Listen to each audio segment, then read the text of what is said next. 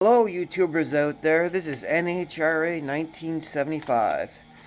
It's May 18th, 2015. It's 70 degrees Fahrenheit, 20 degrees Celsius, and it's a Victoria Day weekend up here in Canada, so nice to have this Monday off. I haven't been able to do some videos for the past couple months because my computer got frigged up by viruses and I don't know what the hell else, so I had to get it all wiped clean, and now it's operating again, so I decided to make some videos.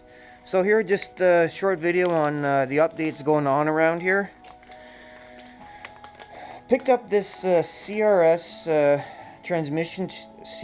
transmission shield for the Monty.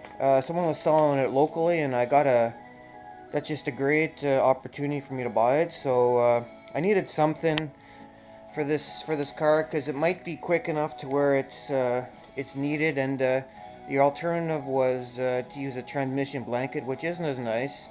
So I picked up this shield. It's in pretty good shape, and I got it for a good price. So it should work just fine. I mean, in case safety first for stuff. So that's gonna help. Other than that, on the Monty, it has been a whole lot. I mean, the engine, the short blocks, semi together, and anyways, I'm not gonna talk about it anymore because it's just getting on my nerves.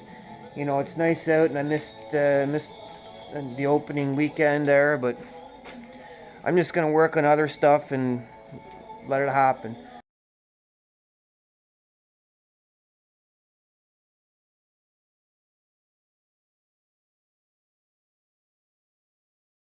So anyways, on the truck, as you guys saw in my video I put out there earlier, both sides of the suspension are totally taken apart.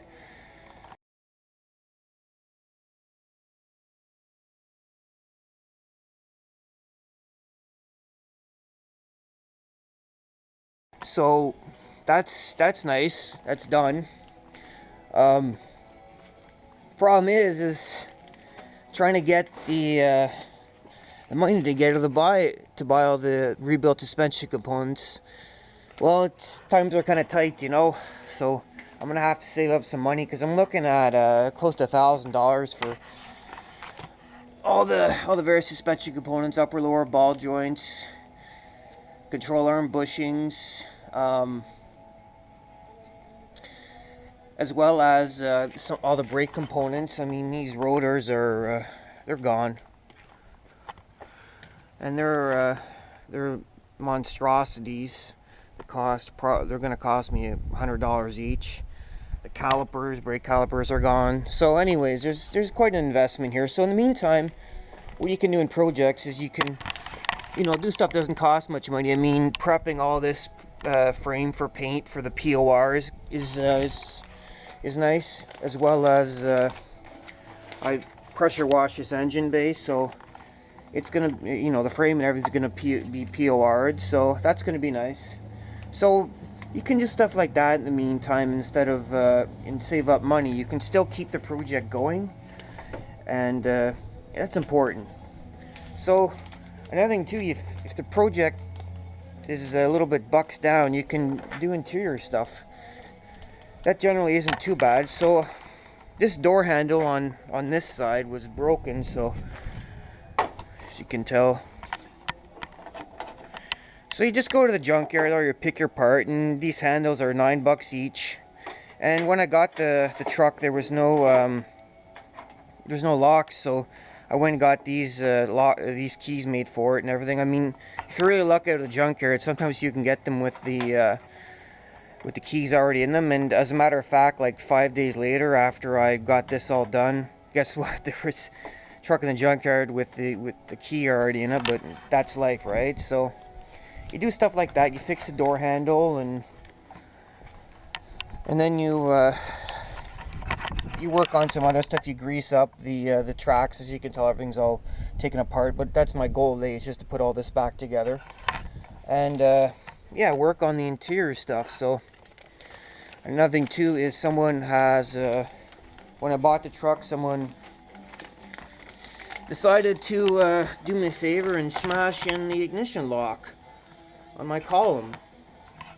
So I think it's been buggered up in other ways. So I went out, and again, you go to this pick your part, and these trucks are still available. So I got another column, so I'm going to swap the columns in, and I'm going to have to get this ignition lock keyed, but you know, I'm also might take apart this column of it because the turning mechanism on it's a little tighter and it's not as worn as this one, so I might do some swapping here back and forth to kind of make that upgrade out in a little bit. So you know, at least I'll have an ignition lock that works now. I looked out on the steering box. I brought it in this, there's a shop out here, and it got tested, and there's no leaks in it, and it's actually pretty tight. He tightened this up a wee bit, but other than that, that's not good. And upon further investigation, this pitman arm has actually been replaced, so I saved money here on this box. I'm just, as you can tell, I'm POR painting it, and that's that. So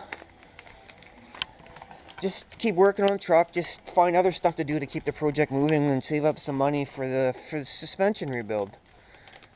After this front suspension's all rebuilt, I'm hoping to take off the bed again and do the fuel system and get that stuff done. I also picked up some more engine parts for this thing. Some nice TBI heads that someone has been ported and professionally ported, and I got them for a hell of a deal. So it's going to have your TBI heads and an older 4-bolt main block, but with a stroker and a TBI friendly cam. So I think this thing might produce like 300 horse, but it should be a good low-end torquey engine to pull this thing. Because to tell you the truth, the 350 that came in this originally, it was not really sufficient to actually handle this truck. So I want to upgrade it along and keep trying to increase that. There's a good website called tbichips.com that you can use. So anyways,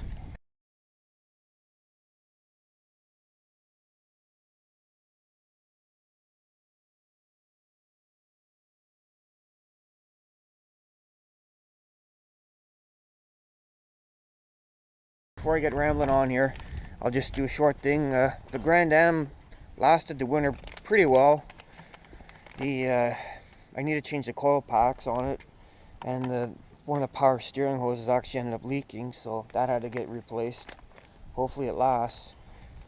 And I'm just gonna maybe do a video in a few months or whenever, just on I'm gonna try to do some amateur body work and practice / make this thing a little bit more presentable. So I got another deck lid for it from the junkyard again, and I'm hopefully gonna get another bumper, and you know, just kind of make it a little bit more presentable. And hopefully you know, I can show some tips to some people out there about amateur body work. So anyways, that's about it. Talk to you later.